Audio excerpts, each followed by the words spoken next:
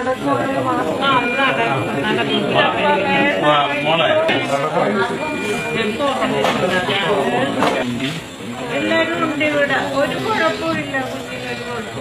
நண்பா, நானுங்கள் John JD.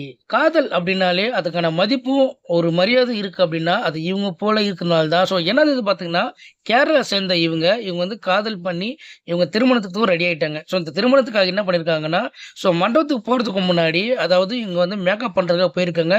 So போயிட்டு makeup பண்ணிட்டு ரிட்டர்ன் வரும்போது பார்த்தீங்கன்னா ஒரு ஆக்சிடென்ட் ஆயிருக்கு. ஸோ இந்த கார் ஆக்சிடென்ட் ஆனதுனால இதில் வந்து ரொம்ப சீரியஸ் ஆன இந்த பொண்ணு பார்த்தீங்கன்னா இப்போ ஐசியூல வந்து அட்மிட் பண்ணியிருக்காங்க. ஸோ இதுக்கப்புறம் வந்து ஒரு ட்விஸ்ட்டே இருக்குது. அதாவது பார்த்தீங்கன்னா, இது வந்து நார்மலாகவே வந்து இப்போ இருக்கிற ஜென்ரேஷனில் பார்த்தீங்கன்னா நிறைய பேர் வந்து இந்த மாதிரி நடந்ததுன்னா என்ன சொல்லுவாங்கன்னா, அவசரமாக இருக்குது, ஸோ இதெல்லாம் வந்து கல்யாணம் வேணும் அப்படின்னு சொல்லுவாங்க. ஆனால் இவங்க என்ன பண்ணியிருக்காங்கன்னா, அது நம்ம எங்கே இருந்தாலும் சரி, எந்த இடத்துல இருந்தாலும் சரி, நம்ம வந்து உண்மையாக லவ் பண்ணியிருக்கோம். ஸோ அதனால் வந்து உண்மை இருக்கணும் அப்படின்றது ஒரே காரணத்துக்காக அவர் வந்து அந்த ஹாஸ்பிட்டலே பார்த்தீங்கன்னா அந்த பொண்ணு வந்து தாலி கட்டிருக்காரு. இவங்களுக்கு சப்போர்ட் பண்ணுற விதமாக அவங்க பேரண்ட்ஸ் கூட இருக்காங்க அப்படின்றது வந்து ரொம்ப பெரிய விஷயமா பார்க்கப்படுது. ஸோ லவ் அப்படின்னால வந்து எல்லாருக்குமே வந்து லவ் பொய்யானது, பிரேக்கப்பு, எதிரி, ஃபெயிலியர் அப்படின்னு சொல்லிட்டு இருக்காங்க. ஆனால் லவ் அப்படின்னால உண்மையில வந்து லவ்ன்றது இதுதான் லவ்.